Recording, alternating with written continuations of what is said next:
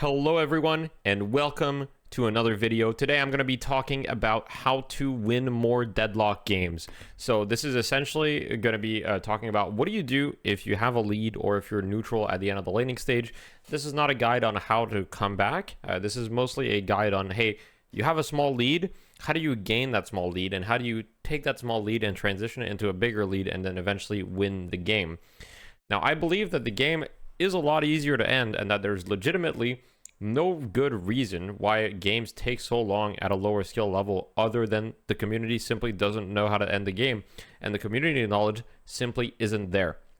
So please share this video with as many people as you can so that we can finally move on from these basic principles and play the game that is hiding behind all of these core principles. Every Deadlock player should know this. Let's get into them. So I did a lot of this on stream live. So by the way, if you don't know this, I stream very often, so come say hi. And I did this using some of the games, and I tested this theory, testing some of the games of my viewers. So if you're not in my Discord, join my Discord as well. I'll leave a link in the description below. Anyway, this started as the snowball slope, and then we became more sophisticated, and we kind of moved into a triangle shape called the Winning Trifecta, right? So I'm going to start by simply explaining the principles at play here and explaining kind of how you should be moving through the game of Deadlock. And then we're going to show in-game examples of kind of moving through the stages of the pyramid. So how does the Winning Trifecta work? So on the left side here, we have the timestamps, right? Let me get my laser pointer here. So we have the timestamps. So we see here 0 to 15 minutes, 15 to 20 minutes, 15, 25. And then this is usually further than 20 minutes. So this could be, 20 minutes up until 40, 50 minutes, whatever, right? And on the right side, this is the net worth lead that you have. So 0 to 5,000, 10 to 15,000 souls, 15 to 25, etc. So time, net worth lead, resources. So essentially, you kind of ascend through the layers, right, as you go. So the first step is 0 to 15 minutes. Now, during the first 0 to 15 minutes, what should you be doing in a game of Deadlock? And I'm not going to talk too much about the laning stage because the laning stage can have its own video. But let's say more from 10 to 15 minutes, right?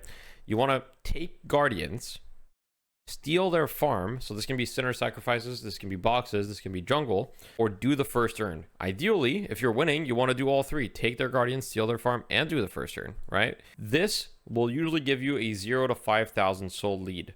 Unless you're completely dominating the game, this is not really going to give you more than a 5,000 soul lead, generally speaking. Sometimes you can get up to a 10,000 soul lead doing these things if you're really snowballing, but I'm trying to be a bit realistic and pessimistic in my approximations, right? So before 15 minutes, you should 100% concentrate on this. Now, what do you do if you've taken the Guardians, you've stolen their farm, and you've done the first turn? Just relax. You're winning. Don't throw it away. Don't go die at their walker. Don't take a pointless fight in their jungle. Just chill. Push your waves. Farm your jungle. You don't need to overcomplicate it. You don't need to overdo it, right? And then, once it gets to 15 minutes, you move on to the second layer. 15 minutes, how do you get your further lead? How do you get to 10 to 15k lead? You either do the second urn and win a fight, or you get a walker and win a fight. Usually I say plus fight because these usually come with a fight. So you don't take a walker for free. Usually there's going to be a fight that comes with it, right? So you need to win a fight, and then you take this winning fight and you transition it into the walker, or you do the urn, you fight on top of the urn, and then that gives you the fight win plus the urn. If you already have a 5k lead, you're stronger than them. So doing the urn is usually the logical thing. You do the urn, they fight you on the urn, you use your abilities. Now there's obviously a lot of times where your lead might be too big and it's a comeback urn, and then it gets more complicated, but this is the basic principles, right? You move through these steps. If it's a comeback urn for them, you still want to pick it up and you still want to try to do it. And a very important part is in between layers here, you want to spike. Now, what does spiking mean? Spiking means usually buying your items, right? So before the 15-minute mark, the urn's about to spawn. You want to do this urn to push your lead further. Spend your money, spike, right? Now, to move on to the final layer, this is once the previous steps are obtained. So you have a 10 to 15k lead, and it's at least 15 minutes, and you have this lead already, 10 to 15k. You can essentially either you win one fight, or you get a pick, or you have a significant advantage. Let's say that you have all your ultimates and they have none, for example. Or you have a really good mid-boss lineup. So let's say you have Yamato, Dynamo, Abrams, Viscus, Warden, every mid-boss hero in the game, and they have none. Then you do mid-boss, right? So if your mid-boss, if your lineup is not good at mid-boss, you probably need to win a fight. If your lineup is good at mid-boss, usually getting a pick or having even just positional advantage and having good lanes, you do mid-boss. And then you're going to win 90% of the time. I don't even think this is hyperbole. I think you're going to win most of your games if you do this. If you get in this situation where you have 15 to 25k souls up and you get mid-boss, I think that the game essentially plays itself at that point, because pushing the base, the reason for this, pushing the base is so much easier now because the troopers in the base, the rejuve troopers with 40% resist, if you have rejuve trooper plus 40% resist while they're in the base, which is what they get now, they're nearly impossible to kill. So you can usually end the game within a few minutes. Now, what does that actually look like in a game? So I'm going to show you in a game from someone that I coached today called Soko. I coached him, and I'm going to show you the different steps, what they look like in the game, what mistakes that he made that you can, not make yourself, and then, just execute it in your games and just try it and let me know how it goes. And there's also, after talking about the game, we're going to talk about the losing square. So if you want to pause and read this, you can read it, but we're going to talk about it after. Let's get into the game.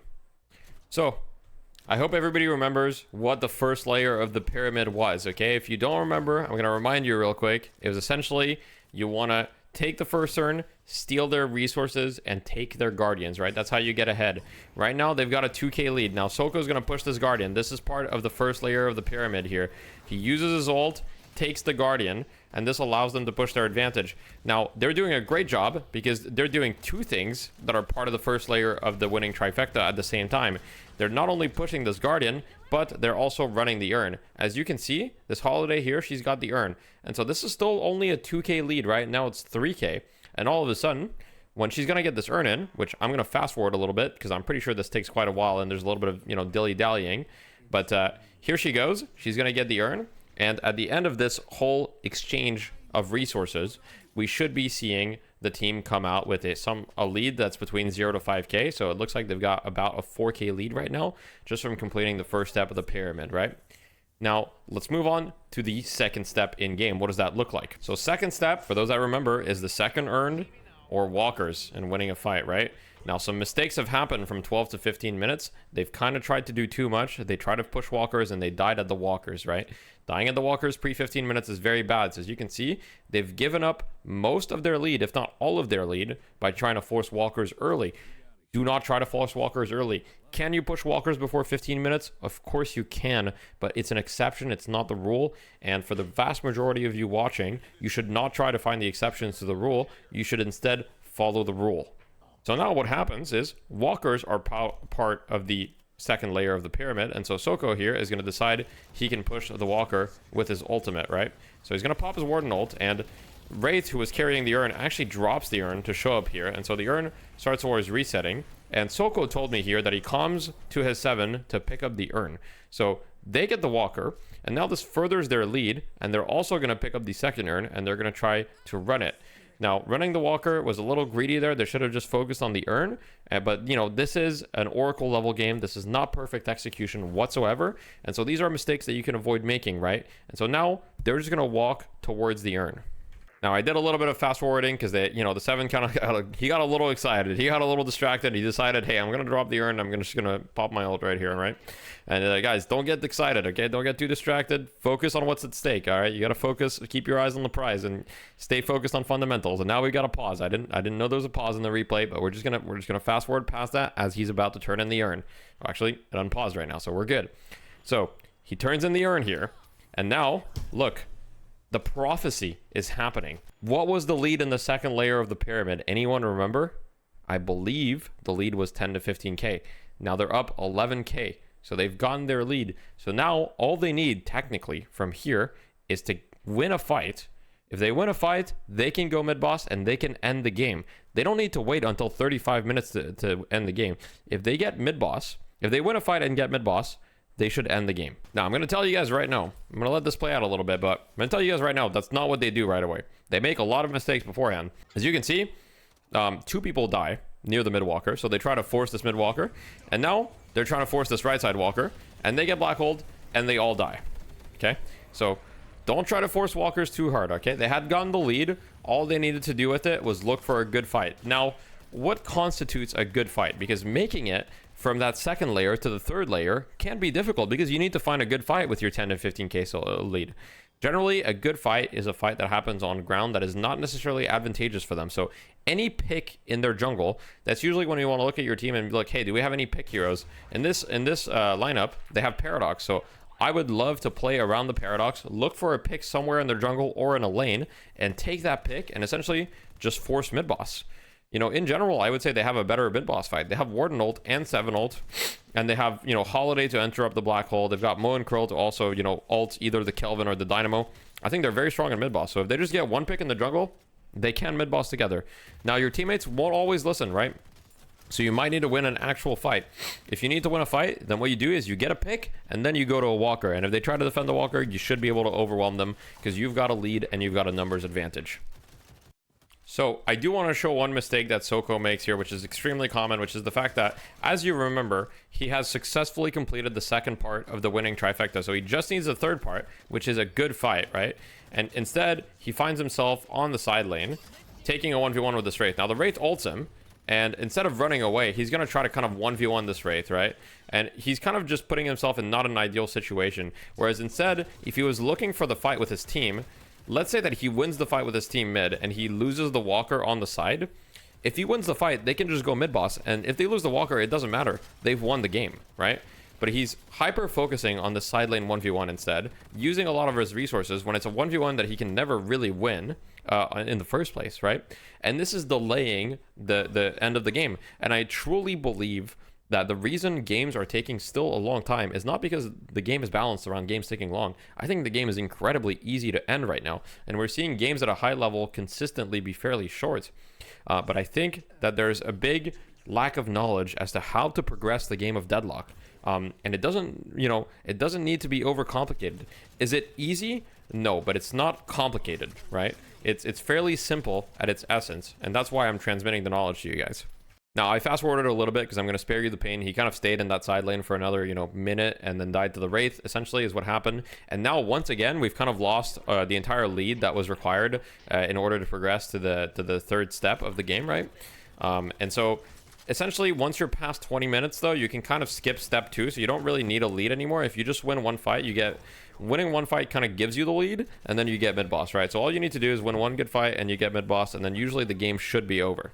So here they're kind of doing both, right? His team is winning a fight mid, and he's kind of getting a walker. So getting a walker is kind of like completing the step 2 again, right? Getting a lead through getting a walker. And now that have won the fight and gotten the walker, they should essentially look to go mid boss ASAP. Now we'll see if they actually do. I do believe that they do in fact do that here. So they've got roughly a 13k lead, which is more than enough to end the game, by the way. If you have this lead and you go mid-boss, I think 90% of the time, it's GG. And so he's going to pick up the urn. He brings it here to the mid-boss. His team does mid-boss. Afterwards, he can go deposit the urn, and then they can look to end the game. I'm going to fast forward to when they go in their base. All right, so they get the urn, and now they've gotten, you know, a 25k lead at this point, just because they got the urn and they're pushing their base. So they go in, they push their base. All 3 of their lanes are pushed. He goes in with Warden ult. Now, obviously, Warden ult is a great tool to push that, right? I argue that he wouldn't have even needed to use Warden ult. I think he should have kept Warden ult for when they downed the base. But once these little guys, these little candle troopers are in the base, they are so unbelievably tanky.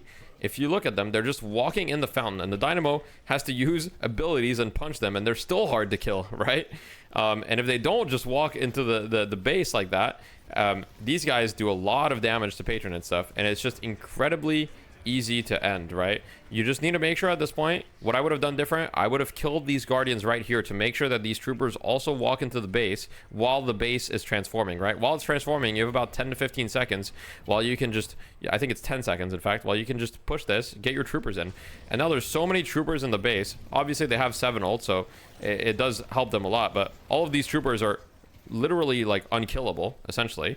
And they're all attacking the Patron, and they're doing way more damage than you can imagine to the Patron. And it's very, very easy to end when you've got such a big wave in the base. And that's it. Victory. The victory screen at last. And that's what you'll also see if you follow this triangle. It's really not complicated. I promise you, if you follow this and if everybody in the community follows this, well, if everybody does it, then your win rate's not going to go up, right? Because everybody's understanding is going to go. But not everybody watches my videos, so your win rate is going to go up because not everybody is going to watch my videos. So if you do this, I promise you that if you're not like, for Eternus players, even for Eternus players, this will make your win rate higher. There's a bunch of Eternus players that I see that aren't even following these principles a lot of the time. I truly do believe that this will benefit everyone. Now let's talk about the losing square, okay? As essentially, I made this as a bit of a meme, but I do want to talk about things, right? The winning trifecta is kind of like, you follow these things, you'll win the game, right? The losing square is like, if you do these things, these are kind of like distractions, right? So the losing square is hyper focusing on builds. Do builds matter? Absolutely they do. Are builds the reason you are losing the game? Unless your build is literally horrible, very often when I coach people, their build is not the reason they are losing the game. Now, this is for people following builds. If you are a new player and you are not following a build, it's very possible your build is the reason you are losing. So if you're fully new, I recommend following builds. But if you're following a build and you're just not sure if at 13 minutes and 15 seconds you should have bought opening rounds or mystic shot, that's not the reason you're losing the game. Unless you're like Eternus 6 and competing at the very highest level, that's just not that impactful. Random fights in jungle is another classic one, which is like a fight at like 12 minutes over 0 advantage for no reason in the jungle. Is there a good place and moment to take fights in the jungle, and can they be good? Absolutely. But generally, these are the type of fights that it's totally fine if you don't show up to, and if you push lanes and stick to fundamentals instead, because these don't win you the game at 11 minutes for the most part. I do want to say these are a good play, and you will see these fights happen in pro level play, but they're at a level that's past the fundamentals, right? We're trying to stick to the fundamentals here. I'm not talking to Virtus Pro from Europe, or, you know, Melee Creeps or Hydra Nation or One Win or any of the top teams at the moment. I'm talking to you guys at home. Pushing the walker before 15 minutes. Guys, you can push the walker. You can do it, but don't do it. Most of the time, it's bait. Learn how to apply this rule before doing the exceptions. If you have a big wave and you really are confident people can't defend, it's good to get a walker. Of course, getting a walker is a huge advantage. It's a flex slot. It's money. But more often than not, this is where people lose their lead. They'll be up like 4K. They'll try to push a walker. They'll just get lash ulted onto the walker. People have 15% resistances when they fight near it. The walkers are tanky before 15 minutes. I mean, even in 15 minutes, they're still somewhat tanky. The walkers are not tanky to minions ever, though, so if you have a big wave, you can just kill it. But you yourself don't do that much damage to a walker before 15 minutes. And finally, listening to Timmy on Wraith screaming, "Help me." I'm sorry if there's any Timmys watching this. It's not personal. I don't know why I gave the Wraith the name Timmy in this situation. But, you know, if Timmy, the Wraith in question, is like, "Oh my god, why aren't you coming to help me?" and is taking literally the worst fight ever that has nothing to do with the triangle, right? That the fight doesn't have to do with the urn, doesn't have to do with the walker, none doesn't have to do with guardian, doesn't have to do with stealing their farm or getting an advantage, and it's just a completely random fight that's not around a power spike, then ignore Timmy, okay? If you listen to Timmy, this is the losing square, okay? This is the reason you're still losing. With that being said, that pretty much wraps it up for, you know, the fundamentals and how to win more games of Deadlock. Now, I hope you guys enjoyed this video. This was a really fun video to make on stream with the community, and kind of like get to watch people's games and analyze it. Just so you guys know, every game pretty much that I watched from my community that ended under 30 minutes pretty much exactly followed this pyramid. What that tells me is that the only way for games to end under 30 minutes is to follow this pyramid. And if you follow this pyramid, it does work. The theory has been proven. Like, I watched like at least 15 games on stream, and almost all of them followed the structure when they ended before 30 minutes. If they were longer than 30 minutes, there was a lot more back and forth, and there was a lot more throws usually. But if one team gets a lead and they follow the structure, the game will almost always end before 30 minutes. Thank you guys for watching, and thank you guys for your support, and I will catch you next time. Bye-bye.